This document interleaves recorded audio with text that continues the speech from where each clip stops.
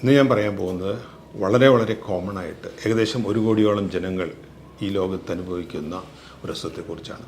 കൂടുതലായിട്ടും സ്ത്രീകളിൽ കണ്ടുവരുന്ന ഈ അസുഖം ചെറുപ്പക്കാരിലാണ് ഇത് കൂടുതലായിട്ട് കണ്ടുവരുന്നത്. ഞാൻ പറയാൻ ഉദ്ദേശിക്കുന്നത് കയ്യിൽ കാണുന്ന തരിപ്പും പെരുപ്പും.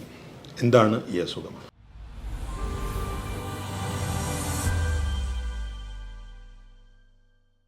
ഞാൻ ഡോക്ടർ ഷാജി, ആശ്രമിംസ് കോട്ടക്കലിലെ ന്യൂറോ സർജൻ.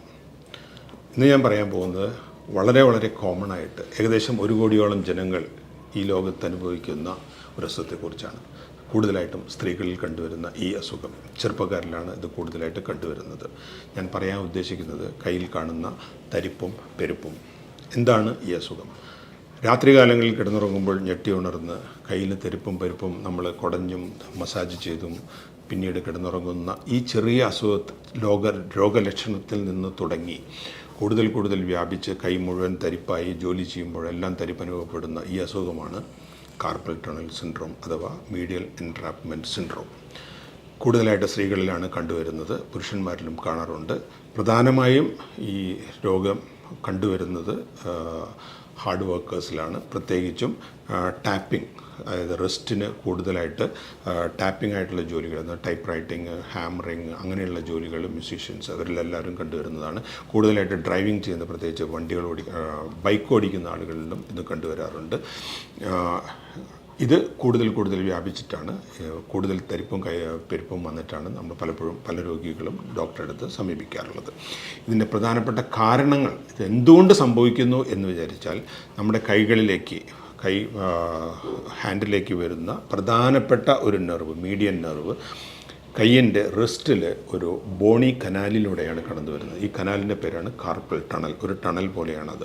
ഈ ടണലിൽ കൂടെ കടന്നു വരുമ്പോൾ ചില പ്രത്യേക സാഹചര്യങ്ങളിൽ നമ്മുടെ ജോലിയുടെയും ശരീരപ്രകൃതിയുടെയും ഡയബറ്റീസിൻ്റെയും അല്ലെങ്കിൽ ഒബീസിറ്റി അങ്ങനെ പല കാരണങ്ങൾ കൊണ്ട് ഈ കനാൽ വളരെ നേരോ ആവുകയും ഈ നെർവ് അതിൻ്റെ ഉള്ളിൽ കംപ്രസ്ഡ് ആവുകയും ട്രാപ്ഡ് ആവുകയും ചെയ്യും. അതുകൊണ്ട് തന്നെ ഈ നെർവിന് കറക്റ്റായിട്ട് പ്രവർത്തിക്കാനായിട്ട് സാധിക്കാതെ വരും ജോലി ചെയ്യുന്ന സമയങ്ങളിൽ. അപ്പോഴാണ് നമുക്ക് പെരുപ്പും തെരുപ്പുമായിട്ട് അനുഭവപ്പെടുന്നത്. ഈ രോഗം ഏറ്റവും കൂടുതലായിട്ട് കാണുന്നത് ഞാൻ നേരത്തെ പറഞ്ഞ പോലെ ഈ റിപ്പീറ്റഡ് ആയിട്ടുള്ള മൂവ്മെൻറ്റ്സ് തരത്തിലുള്ള ജോലി ചെയ്യുന്ന ആളുകളിലാണ്.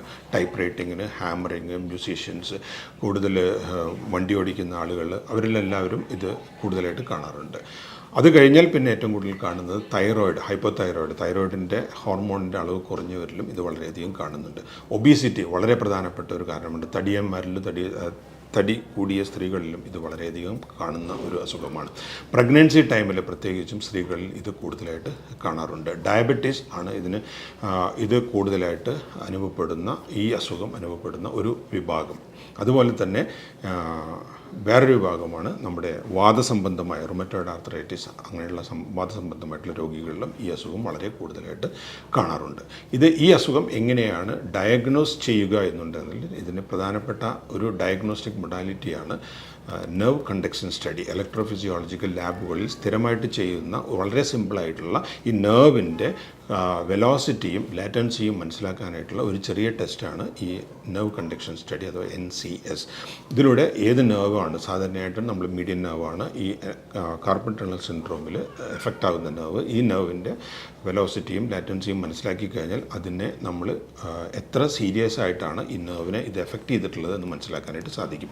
3 ഗ്രേഡിലാണ് ഈ അസുഖം കാണുന്നത്: മൈൽഡ്, മോഡറേറ്റ്, സിവിയർ. മൈൽഡ് എന്ന് പറഞ്ഞാൽ തുടക്കമായിരിക്കാം, ചെറിയ തരിപ്പും പരിപ്പും മാത്രമേ അനുഭവപ്പെടുകയുള്ളൂ. അത് രണ്ടാമത്തെ സ്റ്റേജിലേക്ക് കടക്കുമ്പോഴേക്കും അത് നമുക്ക് റെസ്റ്റിംഗ് ടൈമിലേക്കും കൂടിയിട്ട് ഈ തരിപ്പും പെരുപ്പും വ്യാപിച്ചിട്ടുണ്ടാകും. അങ്ങനെ അതും കഴിഞ്ഞിട്ട് സിവിയർ സ്റ്റേറ്റിലേക്ക് വരുമ്പോഴാണ് അത് മസിലിനെയും നെർവിനെയും കൂടുതലായിട്ട് ബാധിക്കുകയും ബലക്കുറവ്, അതുപോലെ ചെറിയ കാര്യങ്ങൾ ചെയ്യാനായിട്ട്, പിക്ക് ചെയ്യാനായിട്ട്, അതുപോലെയുള്ള സാധനങ്ങൾ ചെയ്യാനായിട്ടുള്ള ബുദ്ധിമുട്ട് അനുഭവപ്പെടുക, ഈ മസിലിൻ്റെ മാസ് നഷ്ടപ്പെടുക, ഇവിടെ ഫ്ലാറ്റായി പോവുക, അങ്ങനെയുള്ള ഒരുപാട് സിവിയർ ആയിട്ടുള്ള രോഗലക്ഷണങ്ങൾ ആ സ്റ്റേജിലാണ് കണ്ടുവരുന്നത്. മൈൽഡ്, മോഡറേറ്റ്, സിവിയർ, ഇങ്ങനെ 3 രീതിയിലാണ് ഈ അസുഖത്തെ തരംതിരിച്ചിരിക്കുന്നത്. ഇനി എങ്ങനെയാണ് ഇതിൻ്റെ ചികിത്സ എന്ന് വെച്ചാൽ, നമ്മൾ ഈ നെർവിനെ, ഈ ടണലിൽ ഈ ട്രാപ്പ് ചെയ്തിട്ടുള്ള നെർവിനെ നമ്മൾ റിലീസ് ചെയ്ത് കൊടുക്കുക എന്നുള്ളതാണ് ഇതിൻ്റെ പ്രാഥമികമായിട്ടുള്ള ലക്ഷ്യം. മൈൽഡായിട്ടുള്ള അസുഖമുള്ള ആളുകൾക്ക് നമുക്ക് ഓപ്പറേഷൻ്റെ ആവശ്യം വരുന്നില്ല. അവർക്ക് മരുന്ന്, ഫിസിയോതെറാപ്പി, അതുപോലെ സ്പ്ലിൻഡിങ്, ചെറിയ സ്റ്റിറോയിഡ്സ്, അതുപോലെ മരുന്നുകൾ ചെയ്താലായിട്ട് സാധാരണ അവർക്ക് ആശ്വാസം ലഭിക്കുന്നതാണ്. മോഡറേറ്റ് ഡിഗ്രിയിലേക്ക് വരുമ്പോഴേക്കും നമുക്ക് ഇതിനേക്കാളും കുറച്ചുകൂടി കൂടുതലായിട്ടുള്ള ട്രീറ്റ്മെൻറ്റ് ആവശ്യമായിട്ട് വരാറുണ്ട്. ചിലപ്പോൾ ഒരു സ്റ്റിറോയിഡ് ഇഞ്ചക്ഷനും അതുപോലെ മറ്റുള്ള എല്ലാം കൂടിയിട്ടുള്ളൊരു ചികിത്സ ചെയ്താലേ അവർക്ക് ആശ്വാസം കിട്ടുകയുള്ളൂ. സിവിയർ ഡിഗ്രിയിലേക്ക് വരുമ്പോഴേക്കും അവർ നിർബന്ധമായിട്ടും ഓപ്പറേഷന് വിധേയമാകേണ്ട ഘട്ടത്തിലേക്കാണ്. ഇല്ലെങ്കിൽ അത് ആ മീഡിയൻ നെർവിനെ അത് ബാധിക്കുകയും പിന്നീട് മസിൽ മാസിന് നഷ്ടപ്പെടുകയും അതിൻ്റെ ശക്തി കുറയുകയൊക്കെ ചെയ്തു കഴിഞ്ഞാൽ അത് തിരിച്ചു വരാനുള്ള സാധ്യത വളരെ കുറവാണ്. അപ്പോൾ ഏറ്റവും നല്ലത് ഗ്രേഡ് 2 വരുമ്പോഴേക്കും ഇത് പ്രോഗ്രസീവായിട്ട് വരികയാണെങ്കിൽ ഗ്രേഡ് 1 നിന്ന് ഗ്രേഡ് 2ലേക്ക് വരുന്നുണ്ടെങ്കിൽ നമുക്കറിയാൻ സാധിക്കുന്നത് ഒരു പ്രോഗ്രസീവ് ഡിസീസാണ്. അതുകൊണ്ട് അതിന് സർജിക്കൽ ഓപ്ഷനാണ് ഏറ്റവും നല്ലത്. ഗ്രേഡ് 3ൽ നമുക്ക് എന്തായാലും ഓപ്പറേഷൻ ചെയ്തേ പറ്റൂ, ഇല്ലെങ്കിൽ നമുക്ക് ആ നെർവിനെ രക്ഷിക്കാനായിട്ട് സാധിക്കുകയില്ല. അതിൻ്റെ ഓപ്പറേഷൻ എന്ന് പറഞ്ഞാൽ എല്ലാവർക്കും പേടിക്കുന്നത് പോലെ വലിയൊരു മേജർ സർജറി ഒന്നുമല്ല. ഇത് തരിപ്പിച്ചിട്ട് വളരെ ഡേ കെയർ ആയിട്ട് കാലത്ത് വന്നു കഴിഞ്ഞാൽ ഉച്ചതിരിഞ്ഞ് നമുക്ക് തിരിച്ച് വീട്ടിലേക്ക് എത്താവുന്ന ഒരു ഡേ കെയർ പ്രൊസീജിയറായിട്ടാണ് നമ്മൾ ഇതിൻ്റെ സർജറി ചെയ്യുന്നത്. കയ്യിൽ റിസ്റ്റിന് തൊട്ട് മുമ്പിൽ വളരെ ചെറിയ ഒരു ഇൻസേഷൻ ഒന്നുകിൽ വെർട്ടിക്കലായിട്ടോ അല്ലെങ്കിൽ ഹൊറിസോണ്ടലായിട്ടോ ഇട്ടിട്ട് ആ നെർവിനെ ഐഡൻറ്റിഫൈ ചെയ്തിട്ട് നെർവിൻ്റെ മുകളിലുള്ള ഈ ലിഗമെൻറ്റ് നമ്മൾ കട്ട് ചെയ്തിട്ട് ടണലിനെ ഫ്രീ ആക്കി കൊടുക്കുക, ടണലിനെ ഡീകംപ്രസ് ചെയ്ത് നെർവിനെ ഫ്രീ ആക്കി കൊടുക്കുക എന്നുള്ള വളരെ സിമ്പിളായിട്ടുള്ളൊരു പ്രൊസീജിയർ മാത്രമാണ് ചെയ്യുന്നത്. ഇത് വളരെ മിനിമലായിട്ട് എൻഡോസ്കോപ്പിക്കലായിട്ടും ചെയ്യാറുണ്ട്. അത് കഴിഞ്ഞ് കഴിഞ്ഞാൽ സെയിം ഡേ രോഗിക്ക് വീട്ടിലേക്ക് പോകാവുന്നതാണ്. മിനിമൽ ആൻറ്റിബയോട്ടിക്കും അനാൽജസിക്സും കുറച്ച് നീര് കുറയാനുള്ള മരുന്നുകളും ആയിട്ട് നമുക്ക് വീട്ടിലേക്ക് പോയിട്ട് വീട്ടിൽ റെസ്റ്റ് എടുത്താൽ മതിയാവുന്നതാണ്.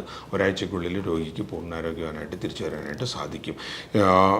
പലരും പറഞ്ഞു കേൾക്കുന്ന ഏറ്റവും പ്രധാനപ്പെട്ട ഒരു കോംപ്ലിക്കേഷൻ, ഓപ്പറേഷൻ ചെയ്തിട്ടും ഇത് മാറുന്നില്ല ഡോക്ടർ, എനിക്കിപ്പോഴും ഇത് വരുന്നുണ്ട് എന്നുള്ളതാണ്. അതിനുള്ള ഏറ്റവും പ്രധാനപ്പെട്ട കാരണം സ്റ്റേജിങ്. ഞാൻ നേരത്തെ പറഞ്ഞ പോലെ ഗ്രേഡ് 1, 2, 3 തേർഡ് സ്റ്റേജിലേക്ക് ആകുമ്പോഴേക്കും സിവിയർ ആയിട്ടുള്ള എഫക്റ്റ് നെർവിനെ ബാധിച്ചിട്ടുണ്ടായിരിക്കും. നെർവിനെ ഒരു സമയത്ത് ബാധിച്ചു കഴിഞ്ഞാൽ അതിൽ നിന്നും പൂർണ്ണമായിട്ട് തിരിച്ച് പഴയ അവസ്ഥയിലേക്ക് എത്താനായിട്ട് സാധ്യതകൾ കുറവാണ്. അതുകൊണ്ടാണ് ഞാൻ പറഞ്ഞത് ഗ്രേഡ് 2ലാണ് ഏറ്റവും നല്ല സമയം ഓപ്പറേഷൻ ചെയ്യാനായിട്ട്. അപ്പോഴേക്കും നെർവിന് കാര്യമായിട്ടുള്ള ഡാമേജുകൾ വന്നിരിക്കാനായിട്ടുള്ള സാധ്യതയില്ല. ഗ്രേഡ് 3ലാകുമ്പോഴേക്കും നെർവിന് കൂടുതൽ ഡാമേജ് വരാനുള്ള സാധ്യതയുള്ളതുകൊണ്ട് ഏറ്റവും മുൻപേ സർജറി ചെയ്ത് നെർവിനെ ഫ്രീ ആക്കുന്നതാണ് ഈ അസുഖത്തിൽ നിന്ന് രക്ഷപ്പെടാനുള്ള ഏറ്റവും പ്രധാനപ്പെട്ട മാർഗം. ഗ്രേഡ് 1ൽ ഞാൻ നേരത്തെ പറഞ്ഞതുപോലെ ഒരു സർജറിയുടെ ആവശ്യം സാധാരണ വരാറില്ല. മരുന്നും ഫിസിയോതെറാപ്പിയും റെസ്റ്റും സ്പ്ലിൻഡിങ്ങും മാത്രം കൊണ്ട് നമുക്കിത് മുന്നോട്ട് കൊണ്ടുപോകാൻ സാധിക്കും. പക്ഷേ അത് പ്രോഗ്രസീവായിട്ട് ഗ്രേഡ് 2 സെക്കൻഡ് സ്റ്റേജിലേക്ക് മോഡറേറ്റ് ഡിഗ്രിയിലേക്കോ സിവിയർ ഡിഗ്രിയിലേക്കോ പോകുന്നതിൻ്റെ ലക്ഷണം കാണുകയാണെങ്കിൽ എത്രയും പെട്ടെന്ന് ഓപ്പറേഷൻ വിധേയമാകുന്നതാണ് ഈ ഒരു പ്രിവെൻറ്റബിൾ ഡിസീസിൽ നിന്ന് നമുക്ക് രക്ഷ നേടാനായിട്ടുള്ള ഏക മാർഗം. ഞാൻ പറഞ്ഞതിൽ നിന്ന് നിങ്ങൾക്കിപ്പോൾ ഒരുപാട് സംശയങ്ങളും ചോദ്യങ്ങളും ഉണ്ടായിരിക്കാം. ഈ ചോദ്യങ്ങൾക്കും സംശയങ്ങൾക്കും ഉത്തരം നൽകാനായിട്ട് താഴെ കൊടുത്തിരിക്കുന്ന നമ്പറിലോ ഞങ്ങളുമായിട്ടോ നേരിട്ട് ബന്ധപ്പെടുക. നന്ദി, നമസ്കാരം.